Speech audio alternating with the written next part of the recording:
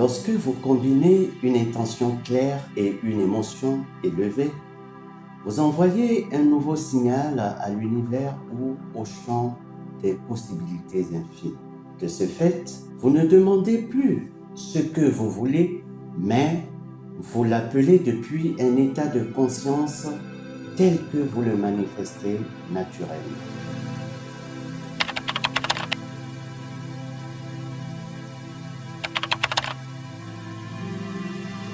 Bonjour, je suis Riche de Nachir. Dites-moi, quel état d'être incarnez-vous le plus souvent? Vos pensées et émotions habituelles sont-elles alignées sur ce que vous voulez créer? Cette prise de conscience est capitale, non seulement pour vous libérer des schémas limitants qui vous ont maintenu coincés dans la même réalité, mais aussi pour apporter des changements durables dans votre vie. Le système de censure ou de filtrage dans votre esprit va plus loin que vous ne le croyez.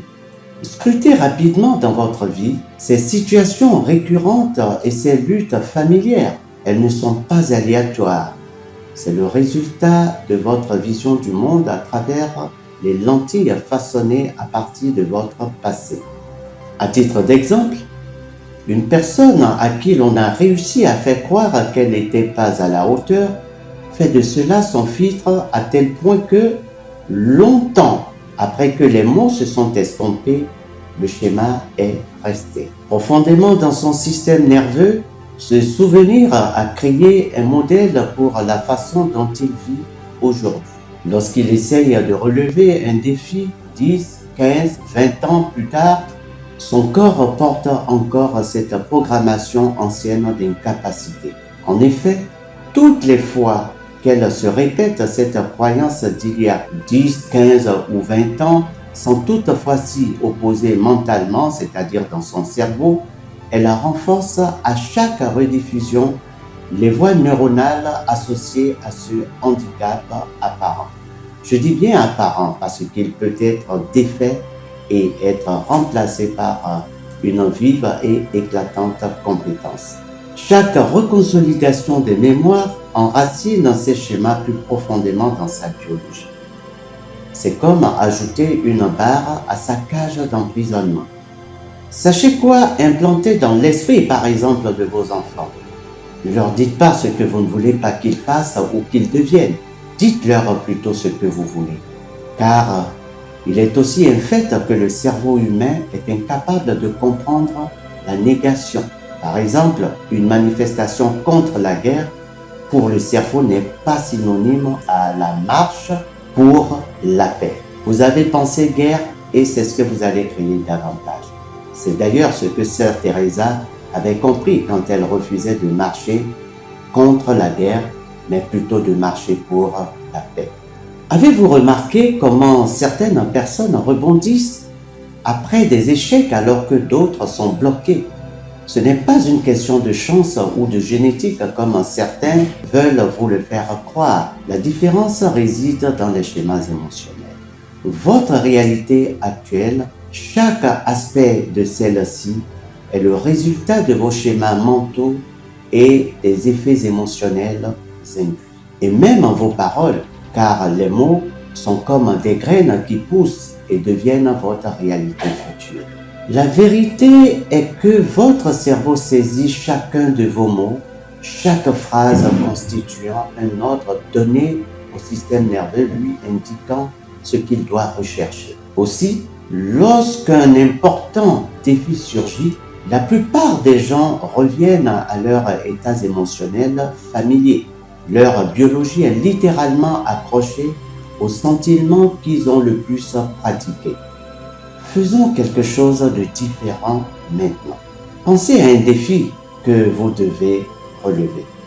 Baissez la paupière, ou devrais-je dire, fermez les yeux. Prenez lentement une profonde respiration consciente. Je dis bien consciente. Portez-y donc votre attention. Remarquez les émotions qui traversent votre corps. Soutiennent-elles ce que vous voulez créer ou vous entraînent-elles vers le passé? Si c'est quelque chose que vous voulez, êtes-vous porté sur cela ou sur l'esprit du manque. Cette simple prise de conscience commence à briser ces schémas, ces mauvais schémas neuronaux. Votre système nerveux ne sait pas si une expérience s'est produite il y a 30 ans ou il y a juste 5 minutes. Le ressenti subséquent est le même, qu'il s'agisse de joie ou de peine. Cette découverte est une nouvelle puissante, car tout comme vos expériences passées ont créé ces schémas, de nouvelles expériences peuvent en créer de différents. La libération commence par la reconnaissance de ces chaînes invisibles. La plupart des gens essayent de créer leur futur tout en portant leur passé comme un lourd sac à dos. Ils fixent les objectifs, font des tableaux de vision, récitent des affirmations et s'autosuggestionnent sur de meilleures situations, mais leur système nerveux reste ancré dans de vieux schémas. Or, vous ne pouvez entrer dans une nouvelle vie en traînant votre passé derrière vous, quand bien même il est sage que c'est avec les lumières du passé qu'on se dirige dans l'obscurité de l'avenir. Attention, il ne s'agit pas de nier ou de réprimer de vieux souvenirs, mais il s'agit de vous libérer de leurs emprises émotionnelles sur le moment présent.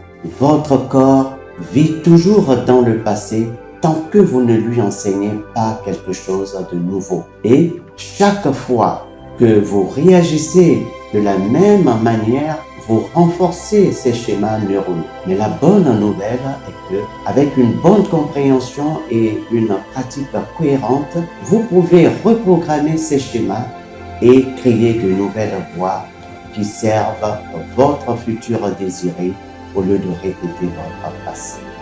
Ces anciens schémas émotionnels déclenchent une chaîne complexe de réactions dans votre corps, libérant des signaux chimiques puissants qui influencent chaque cellule. Ceci est valable dans tous les domaines, qu'il s'agisse de la santé, de l'amour, des affaires, des études et que sais-je encore. Vous remercions pour votre aimable attention. C'est sur ce point que nous allons clore cette 4e capsule du 13e module intitulé « Entrez dans le plein potentiel de votre subconscient ». Si vous vous êtes senti enrichi et levé du contenu de cette capsule, merci d'aimer, de commenter, de partager et surtout de vous abonner pour continuer de recevoir nos vidéos. C'était votre serviteur et booster Reich de Nashville. Paix et bénédiction sur vous.